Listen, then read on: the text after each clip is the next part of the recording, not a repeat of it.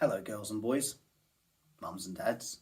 My name is Rob Jelly and I am a radio presenter. I love stories. I've loved stories since I was a little tiny boy. But I've not always liked reading. In fact, I found reading quite boring for a very long time. And then I found the right book. A book which was so good to me that I couldn't put it down. And I read the whole thing in just a couple of weeks. It was quite a long book as well. And I read another one, and I couldn't put that one down. And I read some more, and then I read another book, and I didn't really enjoy it. So I stopped, and I tried something else. And that's what I want you to understand, is that there are no right or wrong books for you to read. If you find one you enjoy, brilliant. If you don't enjoy it, it doesn't matter. And if you struggle with some of the words, just make them up. I make words up all the time. Now, I'd like to read you a story which I've not read before, but somebody told me I would really enjoy it. It's called The Velveteen Rabbit by Margery Williams. Are you comfy? Okay. There was once a Velveteen Rabbit, and in the beginning he was really splendid. He was fat and bunchy as a rabbit should be. His coat was spotted brown and white. He had real thread whiskers, and his ears were lined with pink sateen. On Christmas morning, when he sat wedged in the top of the boy's stocking, with a sprig of holly between his paws, the effect was charming. There were other things in the stocking, nuts and oranges and a toy engine and chocolate almonds and a clockwork mouse, but the rabbit was quite the best of all. For at least 2 hours the boy loved him, and then aunts and uncles came to dinner, and there was a great rustling of tissue paper and unwrapping of parcels, and in the excitement of looking at all the new presents, the Velveteen Rabbit was forgotten. For a long time he lived in the toy cupboard or on the nursery floor, and no one thought very much about him. He was naturally shy, and being only made of velveteen, some of the more expensive toys quite snubbed him. The mechanical toys were very superior and looked down upon everyone else. They were full of modern ideas and pretended they were real.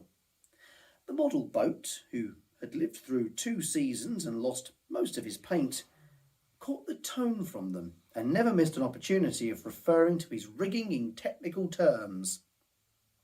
The rabbit could not claim to be a model of anything, for he didn't know that real rabbits existed. He thought they were all stuffed with sawdust like himself, and he understood that sawdust was quite out of date and should never be mentioned in modern circles. Even Timothy, the jointed wooden lion, who was made by the disabled soldiers and should have had broader views, put on airs and pretended he was connected with government. Between them, all the poor little rabbit was made to feel himself very insignificant and commonplace, and the only person who was kind to him at all was the skin horse. Now, the skin horse had lived longer in the nursery than any of the others. He was so old that his brown coat was bald in patches and showed the seams underneath, and most of the hairs in his tail had been pulled out to string bead necklaces. He was wise, for he had seen a long succession of mechanical toys arrive to boast and swagger, and by break their mainsprings and pass away, and he knew that they were only toys and would never turn into anything else. For nursery magic is very strange and wonderful, and only those playthings that are old and wise and experienced like the skin horse understand all about it. "What is real?" asked the rabbit one day, when they were lying side by side near the nursery fender before Nana came to tidy the room. "Does it mean having things that buzz inside you and a stick-out handle?" "Real isn't how you are made," said the skin horse. "It's a thing that happens to you. When a child loves you for a long, long time, not just to play with, but really loves you, then you become real." "Does it hurt?" asked the rabbit. "Sometimes," said the Skin Horse, for he was always truthful. "When you are real, you don't mind being hurt." "Does it happen all at once, like being wound up?" he asked, "or bit by bit?" "It doesn't happen all at once," said the Skin Horse. "You become. It takes a long time. That's why it doesn't often happen to people who break easily, or who have sharp edges, or who have to be carefully kept. Generally, by the time you are real, most of your hair has been loved off, and your eyes drop out, and you get loose in the joints and very shabby. But these things don't matter, because once you are real, you can't be ugly, except to people who don't understand."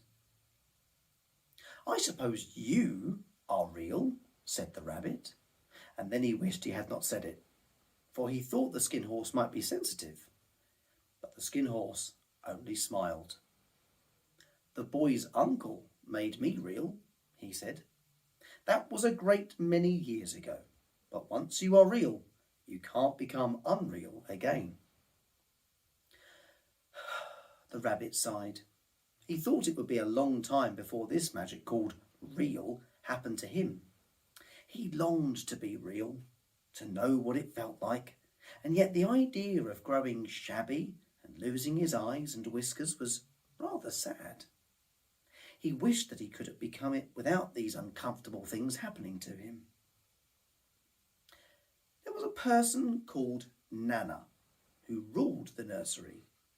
Sometimes she took no notice of the playthings lying about, and sometimes, for no reason whatsoever, she went swooping about like a great wind and hustled them away in cupboards. She called this tidying up, and the playthings all hated it, especially the tin ones. The rabbit didn't mind it so much, for wherever he was thrown, he came down soft. One evening, when the boy was going to bed, he couldn't find the china dog that always slept with him. Nana was in a hurry, and it was too much trouble to hunt for china dogs at bedtime. So she simply looked about her, and seeing that the toy cupboard door stood open, she made a swoop. "Here," she said, "take your old bunny. He'll do to sleep with you." And she dragged the rabbit out by one ear and put him in the boy's arms. That night, and for many nights after, the Velveteen Rabbit slept in the boy's bed. At first he found it rather uncomfortable, for the boy hugged him very tight, and sometimes he rolled over on him, and sometimes he pushed him so far under the pillow that the rabbit could scarcely breathe. And he missed, too, those long moonlight hours in the nursery, when all the house was silent, and his talks with the Skin Horse. But very soon he grew to like it, for the boy used to talk to him and made nice tunnels for him under the bedclothes that he said were like burrows the real rabbits lived in.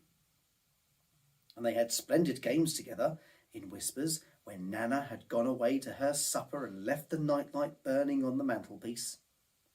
And when the boy dropped off to sleep, the rabbit would snuggle down close under his little warm chin and dream, with the boy's hands clasped round him all night long. And so time went on, and the little rabbit was very happy. So happy that he never noticed how his beautiful velveteen fur was getting shabbier and shabbier, and his tail came unsewn, and all the pink rubbed off his nose where the boy had kissed him. Spring came, and they had long days in the garden, for wherever the boy went, the rabbit went too. He had rides in the wheelbarrow, and picnics on the grass, and lovely fairy huts built for him under the raspberry canes behind the flower border. And once, when the boy was called away suddenly to go out to tea, the rabbit was left out on the lawn until long after dusk, and Nana had to come and look for him with the candle, because the boy couldn't go to sleep unless he was there. He was wet through with the dew and quite earthy from diving into the burrows the boy had made for him in the flower bed, and Nana grumbled as she rubbed him off with the corner of her apron. "You must have your old bunny," she said. "Fancy all that fuss for a toy." The boy sat up in bed and stretched out his hands.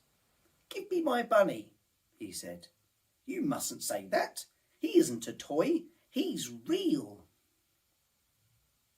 When the little boy heard that, he was happy, for he knew that what the Skin Horse had said was true at last. The nursery magic had happened to him, and he was a toy no longer. He was real. The boy himself had said it.